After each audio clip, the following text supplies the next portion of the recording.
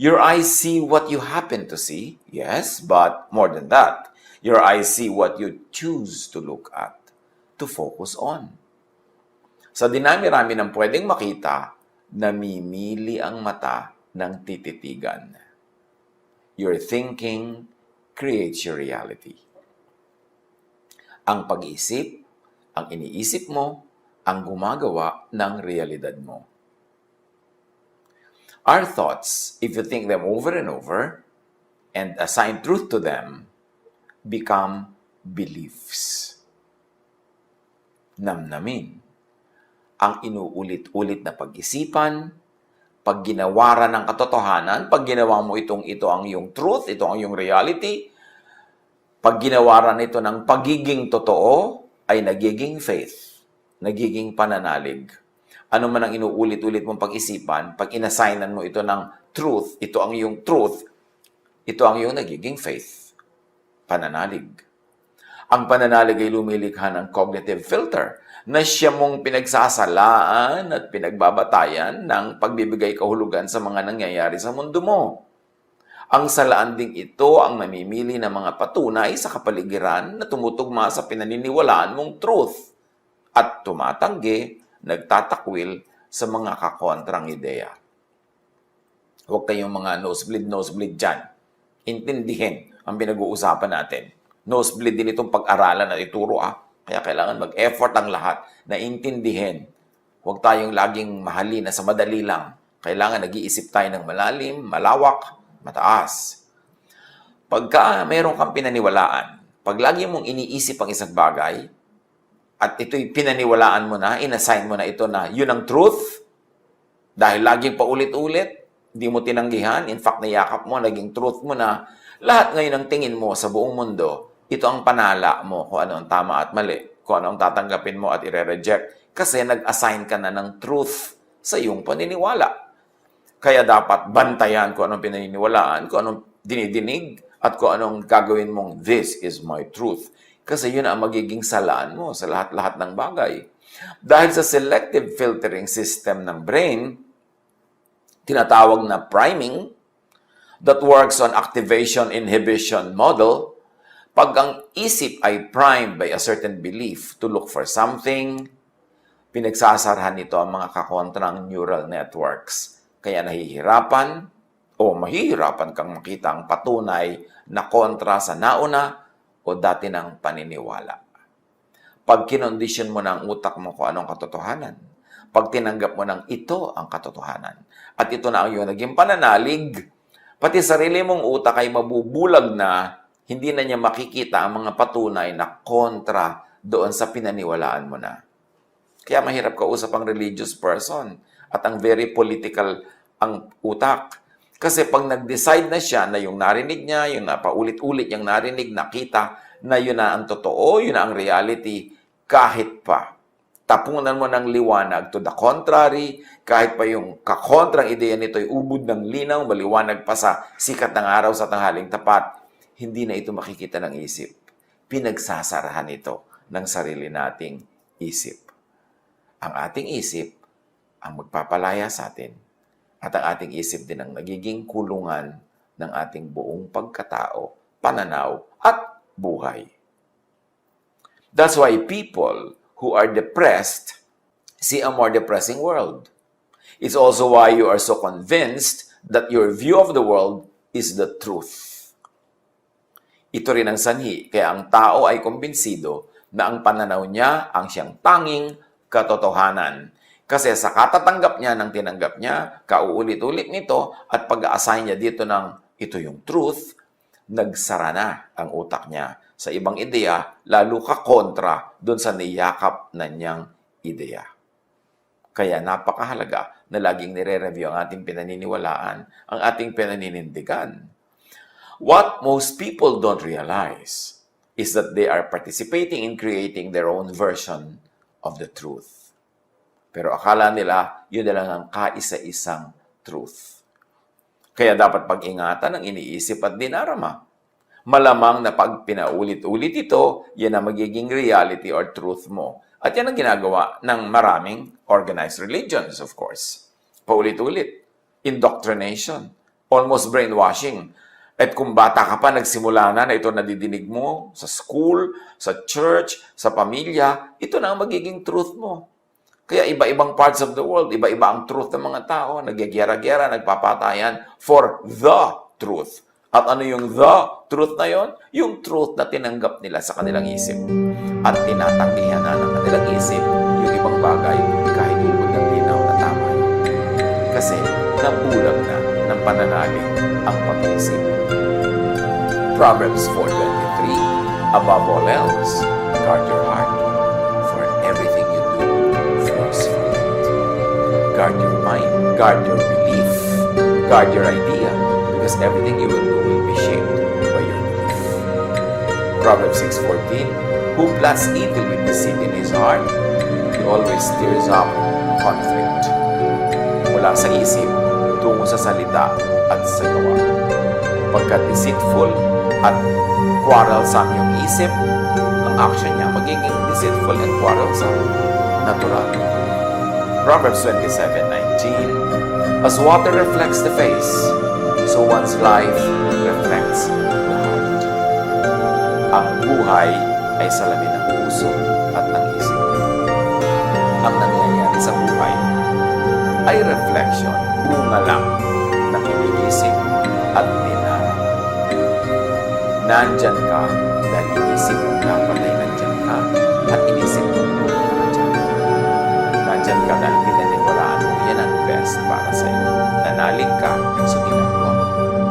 Psalm 139:23, search me, God, and know my heart.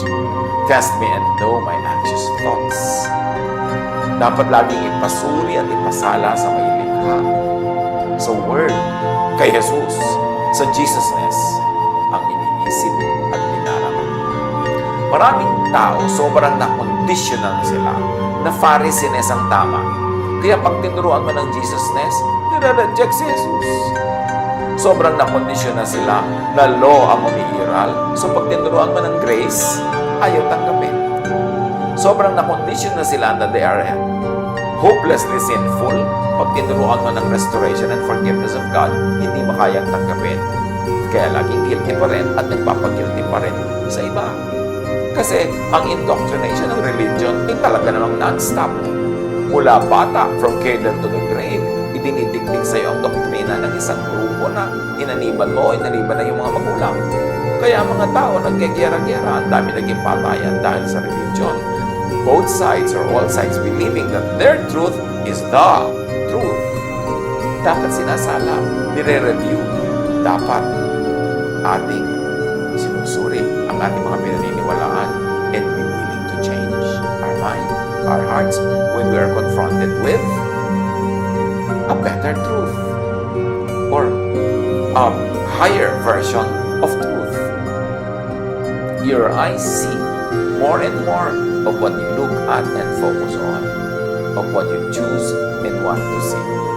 Kaya yung mga nagiging zealots, nagiging fanatics, kasi syempre kung gusto mo yung isang paniniwala, gusto mo yung isang kaisipan, laging yun ang isipin mo, laging yun ang papakinggan mo, laging yun ang uusalin mo, lalong sumisidhi ang paniniwala mo doon hanggang maging zealots ka na.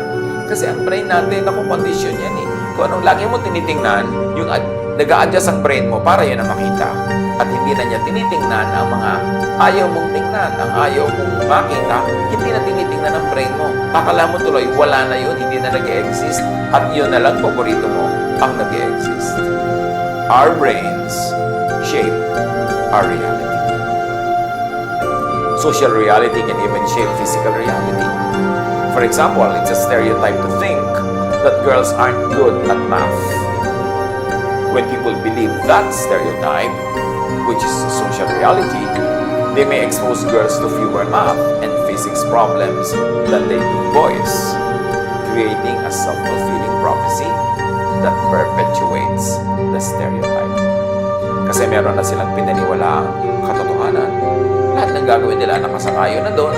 So, lalo naman sisidhi ang paniniwala nila na yun na nga ang tama. Dapat sinusuri kahit pananalig, kahit doktrina, because the truth will always stand the test. Bakit ka matatakot na suriin ang iyong truth?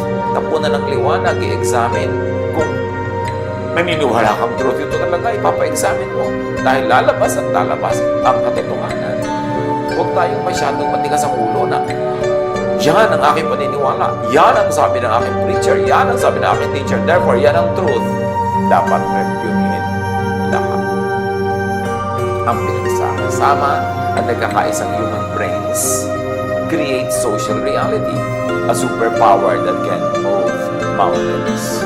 Kayo mga naniwala sa isang leader, halimbawa, yung mga naniwala kay Hitler, pinaniwalaan nila lahat ng mga sinasabi ni Hitler, inulit-ulit ito ng media, pinaniwalaan, itinuro sa mga eskwelahan. So, na-create yung historical events, not only in Germany, but all over Europe, at naka-apekto sa buong mundo. Kasi napakaraming nag-subscribe sa paniniwala na yun. Any group of people can make up abstract concepts, share them, and weave them into a reality. Kaya nagkakaroon ng mga mass suicide sa mga religyoso. Kasi sobra silang naniwala sa leader nila, hindi na sila nakinig sa iba, talagang ipinako na nila ang utak nila doon, kaya nung pinainom sila ng lason, inuman naman ang lahat. Hindi na sila nakakapag-isip.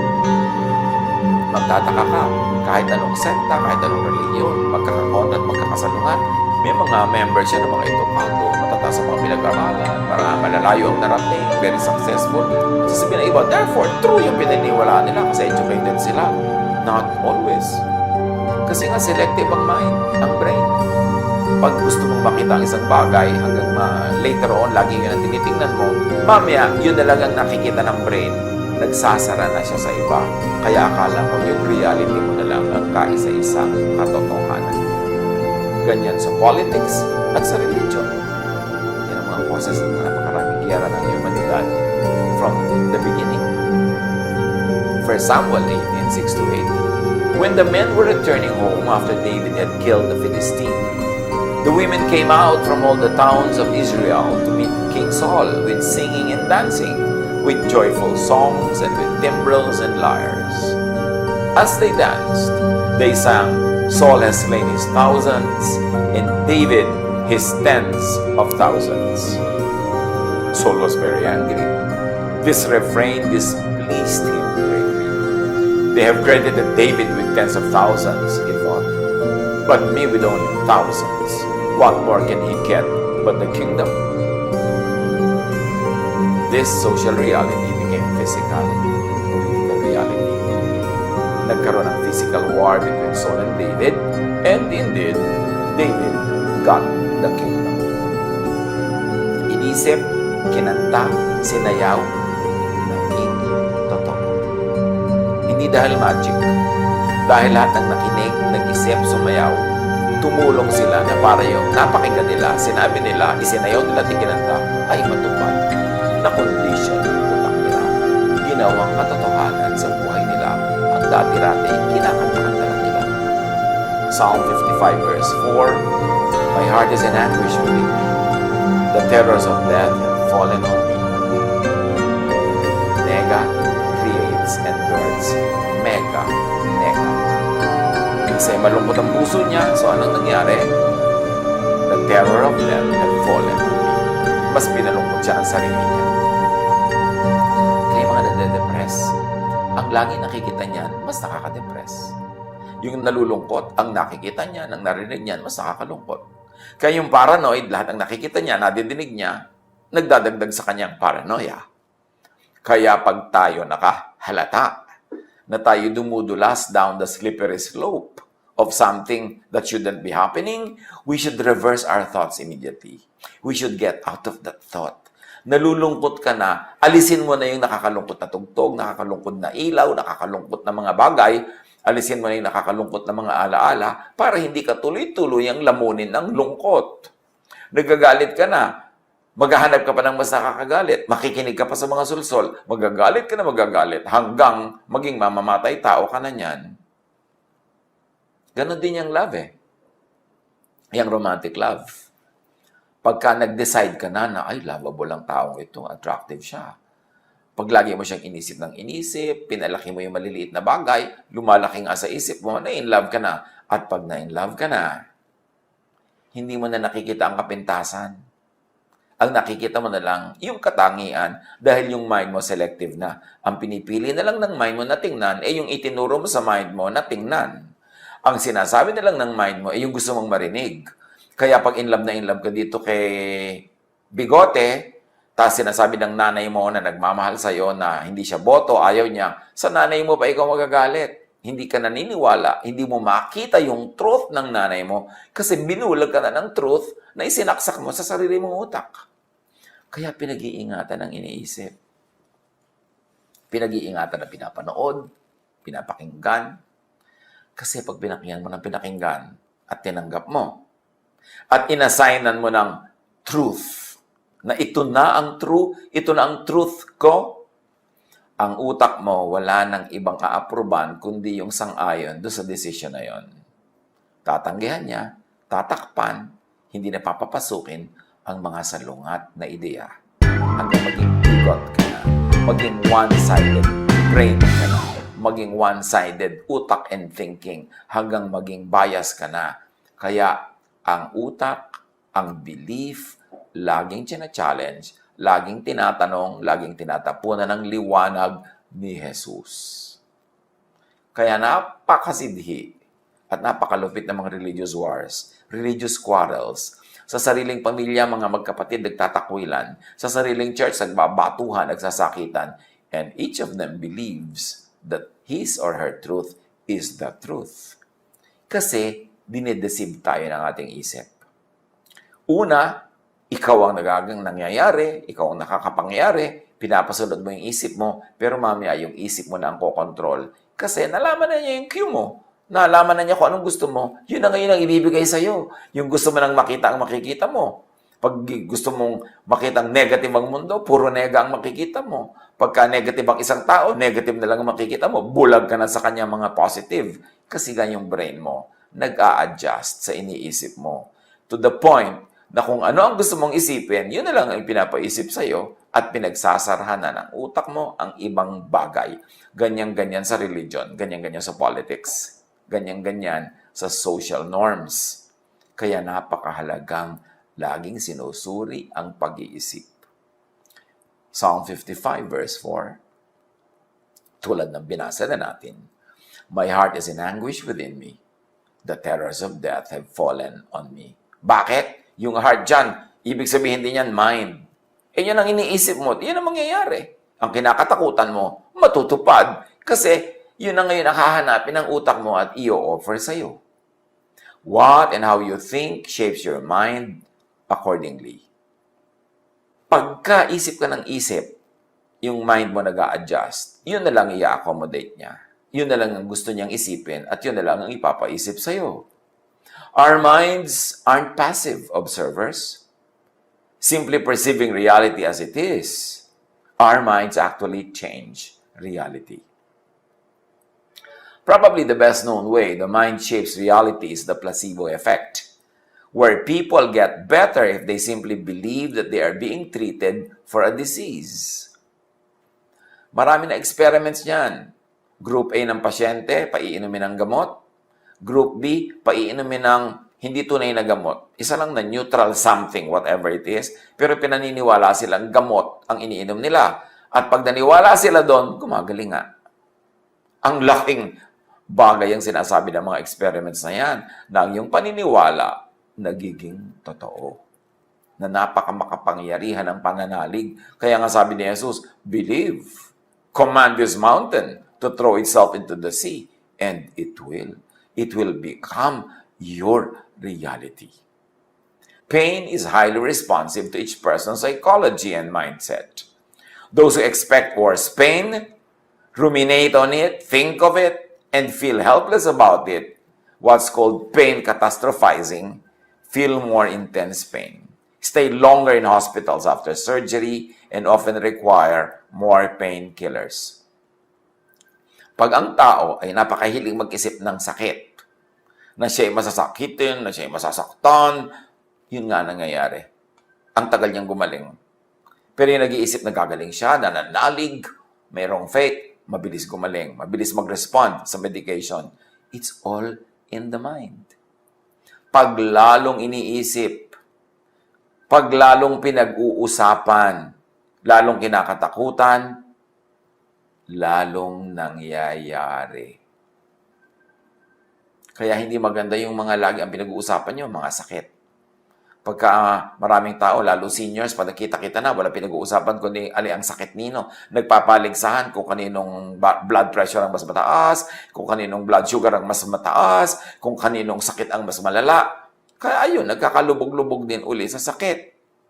Pagka ang gusto nyo laging pag-usapan, kapintasan na inyong hipag, lalong nagagalit kayo sa kanya. At lalo siyang nagiging kapintas-pintas kasi yung reality ng utak nyo umaapekto sa mundo. Nagkakatotoo ang laging pinag-uusapan, lalo't pinaniniwalaan. Di ba? Faith moves mountains. Kahit negative faith. Pag naniwala kang hindi ka nagagaling, hindi ka nagagaling. Pag lagi niyong pinag-uusapan na, naku, maghihirap ang buhay, ang hirap ng buhay, ang hirap ng hanap buhay, ganun nga mangyayari. Yung mga may tindahan, pagka tinanong mo, magkano ang benta mo? Mahina, matumal. Siguro sa takot mautangan, sa takot na mahingan. Pero kasasabing matumal, mahina, ay tumutumal talaga, tumihina. Pero pagka maganda yung benta, ayos yung, wow, malaki ang benta ko, tipak, marami ako ngayong benta. Sa takot na naman siguro mahingan. So, ang nangyayari, dahil hindi na pag-uusapan yung malaking benta at magandang negosyo, hindi na yun tinitingnan ng brain. Ayaw na uli yung makita, ang hahanapin na niya uli yung maliit na kita, yung maliit na benta, yung negative, at yun na naman ang matutupad sa buhay. Kaya dapat pag-ingatan kung ano ang iniisip, ang ipinaiisip sa kapwa, lalo sa bata. Kaya dapat pag-ingatan kung ano ang doctrine na isinisiksik sa utak ng nakikinig kasi nagiging ganon siya. Bakit ang daming relihiyoso nagiging masama ang ugali? Nagiging judgmental? Kasi yun ang lagi nadidinig mula sa preachers and teachers. Judgmentalism. Bakit marami mga relihiyoso nagiging mapaghiwalay sa kamag-anak, sa mga kaibigan? Kasi yun ang laging nadidinig. Nagiging totoo sa buhay nila ang kanilang nadirinig. Your mind is wired to be shaped by what you think of, by what you focus on, by what you search for. Kaya pag nag-decide ka na in love ka na kay gwaping, ang hinahanap na lagi ng isip mo, yung nakaka-in love, dire-reject niya yung mga nakakainis at mga mali.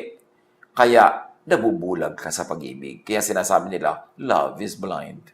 Because now you decide what to see, you decide what to hear, you decide your reality, and once you have decided on it and you believe in it, and you assign it truth, it will happen. Yun ang himala, yun ang hiwaga, yun ang power ng pag-iisip. What you think, you will become. If you want to change the outside, you must first change the inside. You must change the attention of your thoughts because what you think directly influences how you feel. And how you feel directly influences how your body reacts. And how your body reactions directly influence how you behave. And how you behave comes to define what you are and what you experience in life. Totoo ang ini-imagine. Pag in-imagine mo, ngayon na ang mahal mo sa buhay ay nagtataksil sa'yo, nagiinit na yung punong tainga mo, bumibilis na ang tibok ng iyong puso at ang iyong pulso, sumisikip na ang iyong paghinga, at humihirap na ang iyong pakiramdam. Imagination mo lang yon. Hindi pa yung nagaganap sa kanya. Pero pag naganap na sa isip mo, umaapekto na sa iyong katawan. Thoughts become physical realities. Tumatawid mula sa loob ng iyong utak papunta sa buo mong katawan. Kaya ang imagine things become kung ano ang gusto mong mag-bring in your life, yun ang lagi mong isipin, yun ang lagi mong imagine. Ganon din yung mga sexual desires. Pagka in-imagine mo na nakikipagtalik ka sa isang tao, lahat na ng mga sensations ng tunay na makikipagtalik, mararamdaman mo na rin. Kasi nasa isip mo na. Pag iniisip, nagiging totoo sa physical world. Kaya dapat pag-ingatan ang iniisip. Pag inayos ang loob, aayos ang labas. Pag inayos ang isip, aayos ang loob, aayos ang labas. So nagsisimula ang lahat sa pag-iisip. Paano ka ba mag-isip?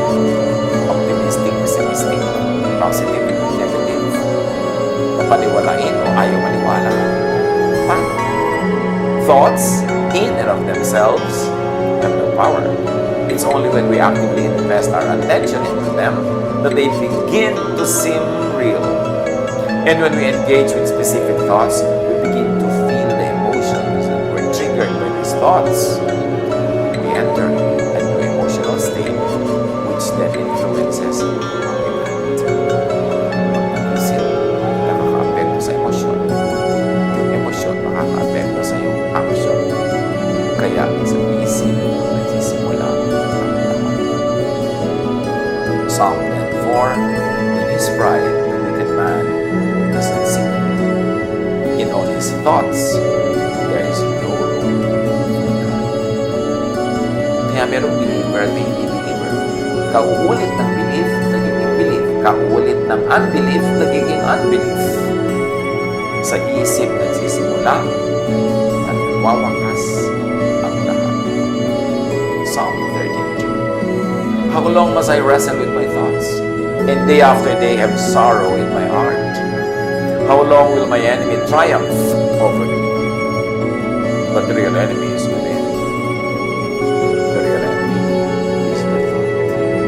When you think you are defeated, you feel defeated, you act defeated, you get defeated. When you think you're triumphant, you feel triumphant, you act triumphant, you become triumphant. Imagine what happens to and in your life. You always think, sin and judgment. Di ba lagi yan ang tema ng mga relihiyon? Sin and judgment. What will happen to your heart? Kung ang laging pinag-uusapan, ang laging topic, ang laging nadirinig, sinasabi, sinasambit ay sin and judgment. What will happen to your thought? What will happen to your emotion? What will happen to your actions? What will happen to your life? Imagine what happens to you and in your life when you always think confession of sin, repentance, evil, when you always think of the devil. Devil lagi ang topic, devil ang pinag-uusapan, devil ang pinirinig at ipinaririnig. So you see the devil in your cup, in your coffee cup, kasi lagi nyo nang iniisip. Ano ang nangyayari sa iyong isip, sa iyong emosyon, sa iyong action, kung ang laging issue ay end of the world, death, spiritual warfare. Pagka ang laging focus sa iyong religious activity, warfare, pati sa prayer, warrior ka. Ano nangyayari? Natatahimik ka o hindi? Natatakot ka o hindi? Nagugulo ka o napapayapa? Kung anong pinag-iisip, yun ang nadarama. Ang nadarama nagiging action. Ang action nagiging lifestyle.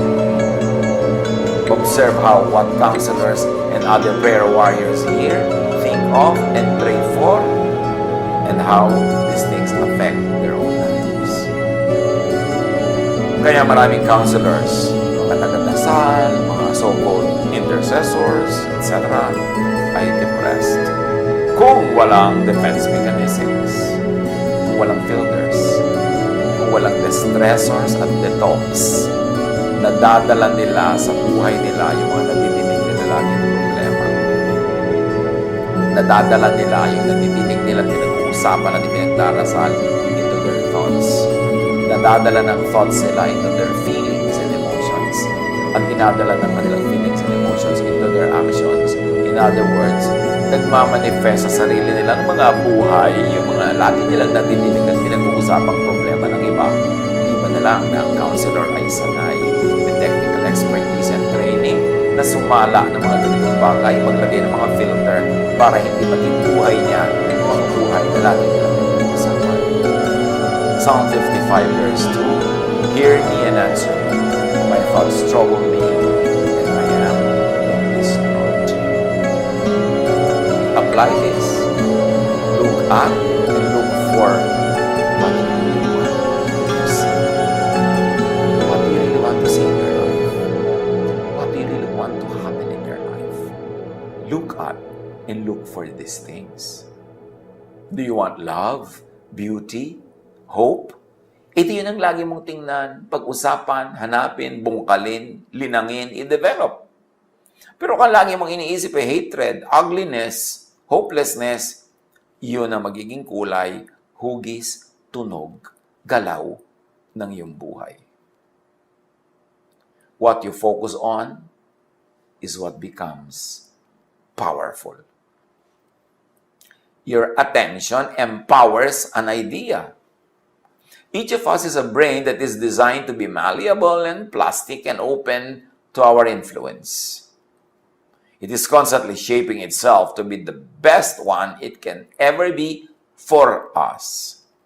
Our experiences are the fuel for the shaping, and everything we see, feel, experience, sense, and do is slowly but surely changing the architecture of our brains, sending gentle instruction on how they can build to best support us. Nosebleed na naman.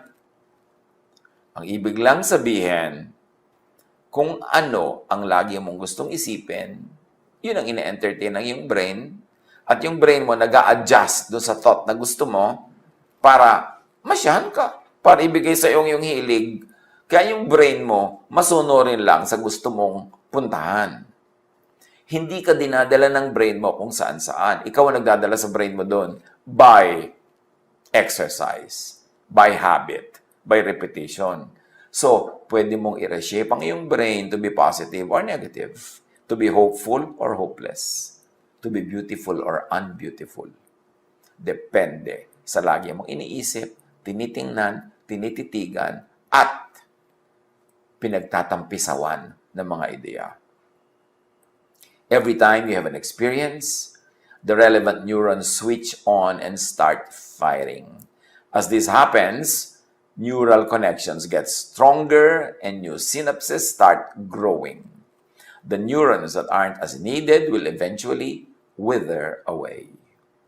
Ang mga neurons ng ating brain na hindi natin laging ine-engage, ginagamit, pinapaandar, kinokomission, nawawala, nalilimutan, nabubura. Kaya mamaya, bulag ka na, yun na lang gusto mo laging isipin. Ang naiisip mo, yun na lang gusto mong makita ang nakikita mo. Kasi hindi mo ginagamit yung ibang neurons. Again, dinidisiplina dapat ang sarili.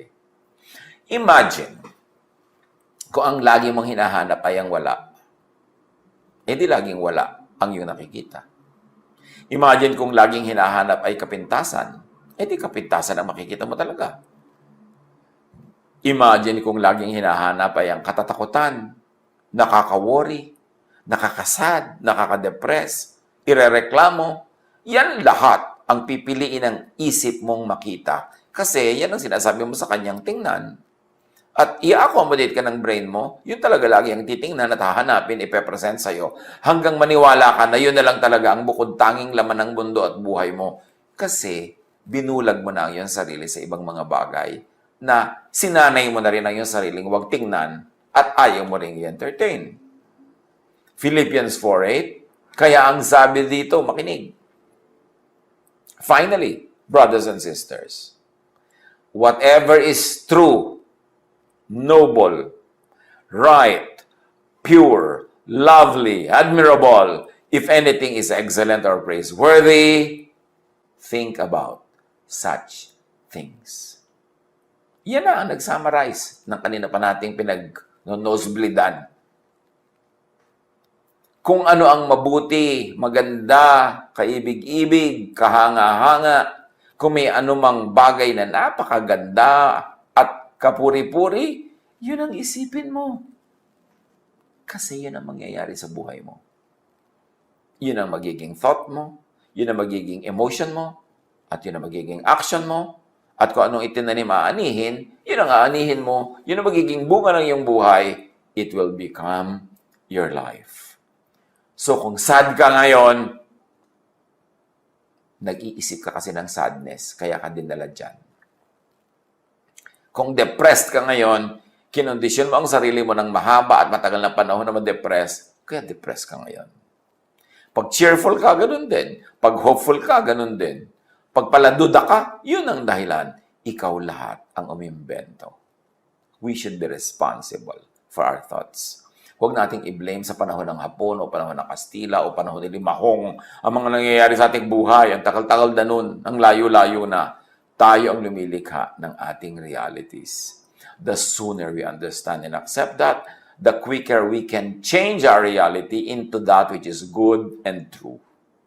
2 Corinthians 10:5, we demolish arguments and every pretension that sets itself up against the knowledge of God. And we take captive every thought to make it obedient to Christ. O, ayan na naman. Simplification of everything we've been laboring to try to explain.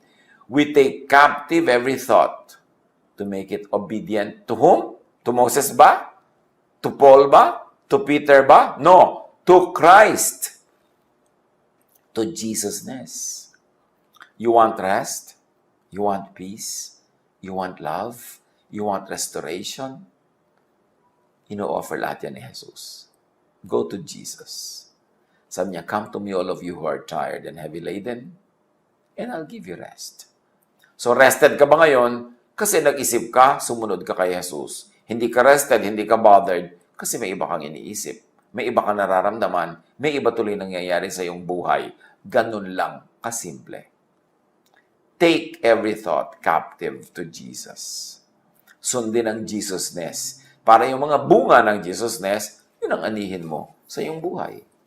To find it, to find more of it, to find more and more of it, think of the true, the truthful.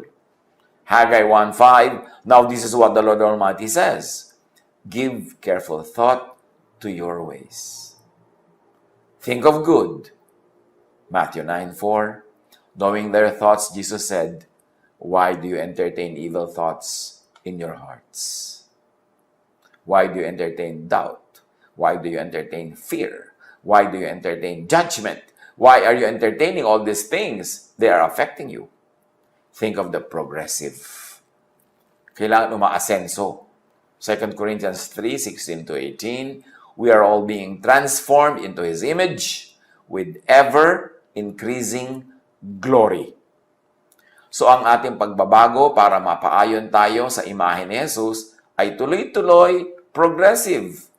Hindi yung kung anong narinig mo, paniniwala mo, stand mo nung unang-unang narinig mo yan, noong panahon ni Kopong-Kopong, yung ka pa rin ngayon, walang nagbago, walang nag-increase na glory. Dapat nag-glorify ang Panginoon sa ating patuloy na pagbabago. And you grow by outgrowing something. You grow in the mind by outgrowing your old mind. You grow in thought by outgrowing your old thoughts. Huwag matakot magbago ng isip kasi pag hindi ka nagbago ng isip, mabobonsai ka o mafofossilize ka, you will never grow from glory to glory. Think of the helpful, the edifying, the enriching. Do not think nega. Luke 5:22, Jesus knew what they were thinking and asked, why are you thinking these things in your hearts? See, lagi ang tinatanong ni Jesus, ba't yan ang iniisip mo? Ba't yan ang laman ng iyong puso? Think of the loving. Think of Jesusness. Romans 12:2, do not conform to the pattern of this world. At ang mga parenthetic expressions ay ating suggested reading. Do not conform to the pattern of this world, the Pharisaic, but be transformed by the renewing of your mind into Jesusness. Then you will be able to test and approve what God's will is, His good, pleasing, and perfect will. Kay Jesus makinig. Sabi ng Ama, this is my Son, with whom I am well pleased. Listen to Him. Ephesians 4:23, be made new in the attitude of your minds.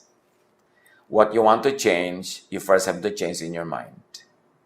Pag nagbago ng isip mo doon, susunod ang emotion, susunod ang action, susunod ang reality. Think of the restful. Sabi ni Jesus, come to me and I'll give you rest. Think Jesusness. Think of the peaceful. Sabi ni Jesus, my peace I give to you. Think Jesusness. And do not make un-Jesus idols. Yung mga kontra kay Jesus. Psalm 115:8. Those who make them will be like them, and so will all who trust in them. Pagka ang idol mo law, judgment, yun ang magiging buhay mo. Shape ng iyong isip, at yun ang magmumulto sa'yo lagi. look at, look up to, think of, follow Jesus. Philippians 2:5. Have the same mindset as Christ Jesus. So mind na naman ang pinag-uusapan. Isip. Ang isip binabantayan. Hindi ito hinahayaan magpunta kung saan-saan na lang niya maisipan. Kasi may mga automatic na yung pupuntahan pag sinanay mo magpunta doon. 1 John 2:6, whoever says he abides in him ought to walk in the same way in which he walked. Live in Jesusness, not in Phariseeness, para magkaroon ng peace ka at peace ang iyong kapwa. Colossians 3:15, let the peace of Christ rule in your hearts, rule in your minds, rule in your emotions, rule in your actions, rule in your life. As you think, you are. You become. Pag-isip-isipan, pagbulay-bulayan, bring every thought captive to Jesus. God bless us all.